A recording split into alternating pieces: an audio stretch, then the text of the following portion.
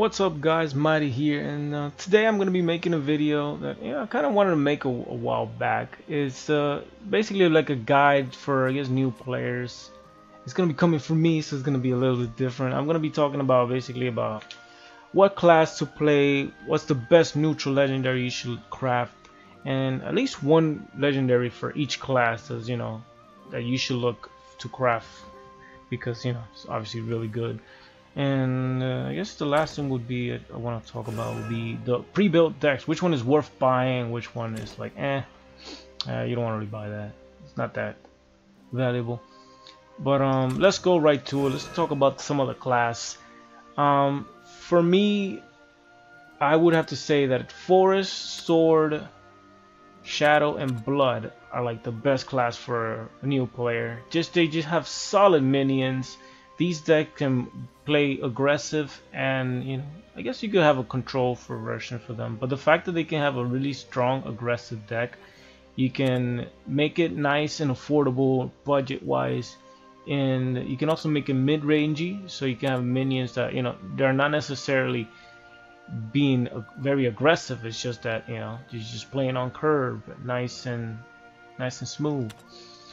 And for the other class, let's talk for this expansion. For example, you can say that Dragon is the OP one, and you might want to look for Dragon. But for a new player, this doesn't really work that well, because Dragon is really OP because it puts out a lot of big threats, a lot of legendaries. The deck has a very cost effective, like you have to spend so much to get a really good Dragon deck. And new players are not gonna have that many legendaries, so I wouldn't recommend it. You need like Sybil, Ouroboros, you have Bahamut, you have just a lot of expensive creatures like Rahab. It's just a lot of stuff out there that's like Forte. Did I mention Forte? Just a lot of legendaries that make the deck really powerful. It's not that crazy in my opinion for a new player. For Haven, it just feels underwhelming, I guess, since you can get run over by aggressive decks, which are pretty common, since obviously, like, for a new player it's easier to build an aggressive deck, and Haven deck are usually pretty slow. But overall, you could make, some of the classes I am talking about obviously have different versions where you can make the deck obviously viable and can be effective, but in my opinion, this is just my experience for when I started playing.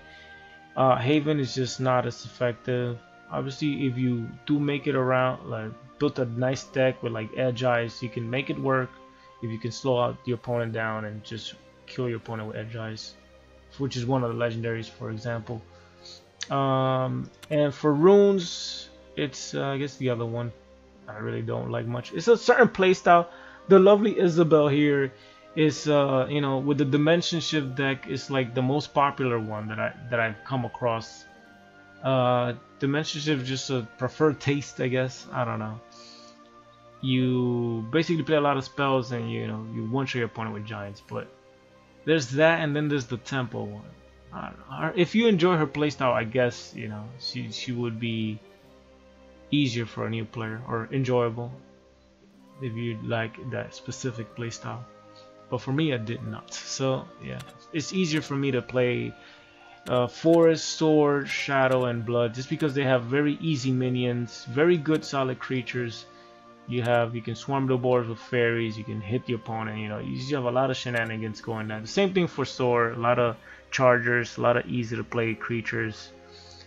Same thing for Shadow. Shadow has a lot of zombie, a lot of cool stuff. Whenever your opponent kills your creature, you're still gaining positive effects, because your creature dying is actually good for you. And it's overall just a very good class. I really enjoy it. Blood has very good creatures, good chargers, can be very aggressive as well, and overall it's just a good class. Very easy to play. And yeah, that's gonna be my opinion about the classes. Let's go right away to what's the best neutral legendaries to craft. Right away over here, let's go to legendaries, neutral, and over here. So let's start with the number one right away, Mr. Bahamut himself. Obviously, Mr. Bombman solves problems. He is a big threat. Holy crap! And I'm sorry for that thing in the background. But yeah, it's just the bomb is just a finisher, man. Like if you're playing like a slow deck or a deck that's gonna go to the late game, then he's one that you can put in your deck, solve problems. He destroys everything. He's usually going at least 3 for 1. That means you're gonna kill at least 1 or 2 creatures, right? Or at least most of the time you're killing at least 2 creatures, right? Minimum. And then your opponent has to deal with it. So that's basically 3 cards he's gonna be taken down. Dark Angel Olivia is a big threat. This girl is gonna give you more evolution points, making your creatures that you're gonna put out are gonna be something that your opponent has to deal with. It's gonna overwhelm your opponent. So it's just a really good creature to have. And even though I don't have the Prince of Darkness here, I would say this is a card to craft, to have in any deck. Yeah, your neutral here. It's just he gives you an Apocalypse deck, and your opponent doesn't kill you. Eventually, you're gonna get a powerful card from your Apocalypse deck, and you're gonna finish your opponent, right? It's just so nice. So I would craft this if I were, like a new player and I was starting out and had a choice. Obviously, like I said, starting out with Palm is, like, in my opinion, the strongest one, and then Dark Angel Olivia. I guess up to you right here. These both are very equally strong. Prince of Darkness closes out the game with the cards that he gives you from the deck, which are like dealing massive damage or putting a powerful creature in play. So yeah, let's talk about one legendary for each class. For Forest, right away, I could just say Ancient Elf, the best one that's out here. Her stats are really good. When she gives she returns all the minions are in your field back to your hand and gains +1/+1. It's just amazing. You can replay effects from the minions that you return to your hand. It's just so good. She has Ward. It's just a must card if I were to only craft one. For Sword, if you have to craft one here, it 100% have to be Albert. This guy is insane. Once you have like 9 mana, you can attack twice.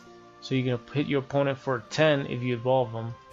Or you could use him for removal if you need to kill something, and he takes no damage, so that's really strong. For runes, some of these legendaries I would say are specific to a certain deck, but like Daria has his own deck, right? You have the Hokujai, that's his own deck. So in my opinion, just Merlin fits in most deck, even though I guess it's spell boost, so it's rough, but overall, I would say Merlin is the best one since she can fit into your Dimension deck. Dimension decks, obviously, are easy to build around if you have a Merlin. So yeah, I would definitely recommend Merlin if you're playing Rune. For Dragon, damn, it's a little rough here because they added a few legendaries from the expansion and they're both insane. Ouroboros and Sybil are pretty nasty. But jeez, I don't know. For me, myself, I do love Dark Dragoon because I know how to make like a card-specific combo, I guess. But if you only have one legendary, I think, yeah, Ouroboros had to be it. Just because he's so annoying and he can, yeah. If it was just one, if I had 2 copies of this, then I would definitely make this. If I had 2 copies of Ouroboros over this, I think I would just choose Dark Dragoon Forte. Yeah, because there's a certain combo that you can make for her, but that's just my opinion. But let's go to Shadow real quick. I don't want to make the video too long here, but Cerberus is by far the best one for Shadow here. The other one, yeah. As much as I love Nemesis here, oh man, this lovely queen over here. Cerberus is just amazing stats. She's very good at both control and aggressive decks. Pretty good card. So yeah, Cerberus is just too good. Let's go to Bloodcraft real quick. For Bloodcraft, yeah, again, some of these legendaries are situational. They're not good on their own, but the only one that's good on her own is Queen Vampire. The queen is amazing. She can protect your creature with the forest bats, so you can keep being aggressive, or you can, Or you can play defensive by having your forest pets protect you and just evolve her. Overall, she's just a really good card to have. If you were to only craft one legendary from blood, then yeah, that's what I would have crafted. For Haven, it's Edge Eyes. I mean, I guess because I don't really have the other ones, but it will have to be that. Mr. Heavenly Edge Eyes, if your opponent doesn't deal with it, he's just going to win you the game. And a card like that, then Jesus, if you can base a deck around him, then it's really sick having him. So yeah, that's pretty much it for the legendaries. So I guess, yeah, let's go to the pre-built decks real quick. Let's talk about them. Which one's worth it, which one's not. So from what I said from the legendaries, Ancient Elf is a really good card. So the fact that you get her here, obviously, is really good. Everything else that you get in the deck is solid. You get a bunch of solid creatures. You get Crystal Tia, it's amazing. You get Cynthia. Oh man, this is like the best one, you know. Even though I've kind of already gone over it and seen it myself, but for sword, this one, yeah, definitely worth it. It has a lot of good creatures here, a lot of staple minions that you want to use in a sword deck. You get a nice Queen, Sea Queen Otohime. It's just a lot of good creatures there. Definitely worth it in my opinion if you're playing sword. And this is only really worth it if you're gonna play that Dimension Shift deck. I don't know. Merlin is just, it's not that crazy to go over because I'm pretty sure you can still play a decent Dimension Shift without Merlin, right? Yeah, I guess it's decent. For Dragon, I wouldn't say this one's worth it. It's definitely not worth it. Just because Dragon takes so much to craft a good Dragon deck. You have too many legendaries that you need. And just because you get one here, you only get one useful legendary, which is Forte. The other ones are really like whatever cards and not that crazy. So yeah, in my opinion, it's not worth it. This one has Cerberus. Cerberus herself is just really insane. The cards that you get here are definitely good. You get a nice Mordecai if you want to have a control deck. You get Death's Breath, which goes in both aggressive decks and the defensive or control types. A lot of the cards that you get here are really good. The Lord of Flies is another legendary that you get, which is the solid legendary. He's not bad. He's just decent. And Queen of Vampire. Overall, every other card you get here is pretty decent. So I will give this one a thumbs up if you love blood too.